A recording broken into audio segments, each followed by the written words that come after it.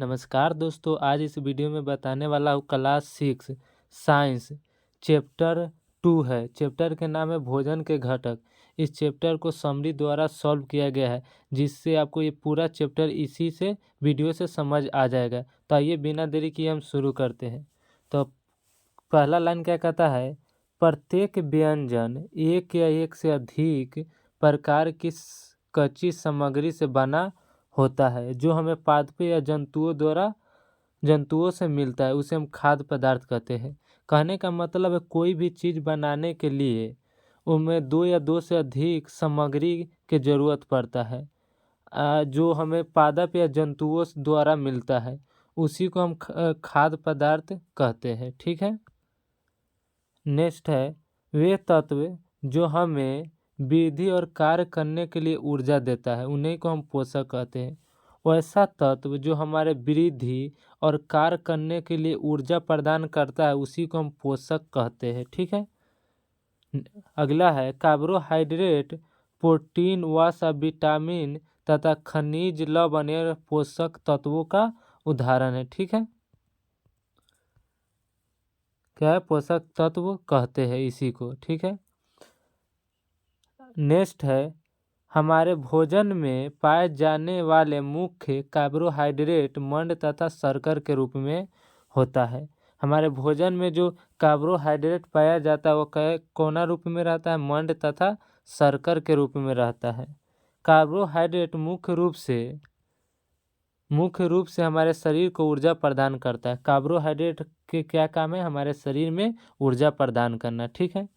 Carbohydrate के स्रोत, यानी कार्बोहाइड्रेट कौन कौन सा चीज़ से मिलता है, तो चावल से, गेहूं से, आलू, शकरकंदी से, मक्का, पपीता आदि से हमें कार्बोहाइड्रेट मिल जाता है। ठीक है, खाने से।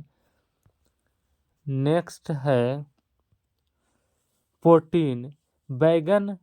बैगनी रंग खाद्य पदार्थ में प्रोटीन की उपस्थिति को दर्शाता है। जो बैगनी रंग कोनो चीज़ को होता है उसमें प्रोटीन की मात्रा अधिक होता है, इसलिए वो प्रोटीन को दर्शाता है। ठीक है। नेक्स्ट है, प्रोटीन की आवश्यकता शरीर की वृद्धि तथा स्वस्थ रहने के लिए होता है। यानी प्रोटीन के काम क्या है, शरीर को वृद्धि करना और स्वस्थ रखना, यानी बीमारी से दूर रखना, इसका काम है। प्रोटीन का स्रोत यानी प्रोटीन कौन सा चीज़ खाने से हमें मिल जाता है, तब पादपों से चना, मटर, राजमा, मूंग, सोयाबीन, जंतु से मांस, अंडे, मछली, दूध, पनीर आदि से हमें प्रोटीन मिल जाता है, ये सब खाने से। ठीक है। अब वसा क्या है, वसा कागज पर तेल का धब्बे खाद्य पदार्थ में वसा की उपस्थिति को दर्शाता है। अगर मान लीजिए कोई चीज़ खाना है, उसे कागज पर रखिए और उसमें तेल के धावा जैसा लौकता है, तो वह वसा को उपस्थिति को दर्शाता है। ठीक है, दर्शाता है। नेक्स्ट है, वसा से हमारे शरीर को ऊर्जा मिलती है। वसा से हमें क्या होता है, हमारे शरीर में ऊर्जा प्रदान होता है। वसा के स्रोत, यानी क्या चीज़ खाने से हमें वसा मिलती है, तो मूंगफली, तिल, गिरी तेल, जंतु से अंडे, मछली, मांस, दूध, घी, मक्खन आदि खाने से हमें वसा का स्रोत यानी वसा मिल जाता है। ठीक है। नेक्स्ट है विटामिन कई प्रकार के होते हैं, जिन्हें अलग अलग नामों से जाना जाता है। विटामिन कई प्रकार के होते हैं, उसे हम अलग अलग नाम से जानते हैं। ठीक है। तो कौन कौन नाम है उसे देखते हैं। तो vitamin A, vitamin B, vitamin C, vitamin D, vitamin E, vitamin K नाम से जाना जाता है। ठीक है। विटामिनों का एक समूह को विटामिन बी कम्प्लेक्स कहते हैं। जो विटामिन का एक समूह होता है ना, उसे हम विटामिन बी कम्प्लेक्स कहते हैं। ठीक है। नेक्स्ट देखते हैं। नेक्स्ट है, हमारे शरीर में अल्प मात्रा में आवश्यकता होती है। हमारे शरीर के अल्प मात्रा में आवश्यकता क्या क्या होती है, विटामिन ए हमारे त्वचा तथा आँखों को स्वस्थ रखता है। विटामिन ए का काम क्या है, हमारे त्वचा और आँखों को स्वस्थ रखना। विटामिन सी से रोग से लड़ने में हमारी मदद करता है। विटामिन सी से क्या होता है, रोगों से लड़ने में हमारी मदद करता है। विटामिन डी हमारे अस्थियों और दांतों के लिए कैल्शियम का उपयोग करने में हमारे शरीर को सहायता करता है। कौन, विटामिन डी। और विटामिन डी सूर्य के प्रकाश से भी हमें मिल जाता है, यानी रौद में रहने से। नेक्स्ट है, हमारा शरीर भी सूर्य के प्रकाश के उपस्थिति से विटामिन डी बना लेता है। ठीक है। खनिज लवण, हमारे शरीर को उचित विकास तथा अच्छे स्वास्थ्य के लिए प्रत्येक खनिज लवण की आवश्यकता होती है। यानी कि हमारे शरीर को उचित विकास यानी बढ़ने उड़ने में अच्छा स्वास्थ्य रखने के लिए प्रत्येक खनिज लवण की आवश्यकता होती है। ठीक है।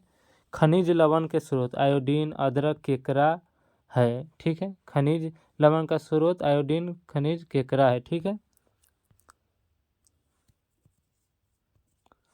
फास्फोरस का स्रोत क्या, यानी क्या चीज़ खाने से फास्फोरस मिल जाता है, तो दूध, केला खाइए, आपको फास्फोरस भरपूर मात्रा में मिलेगा।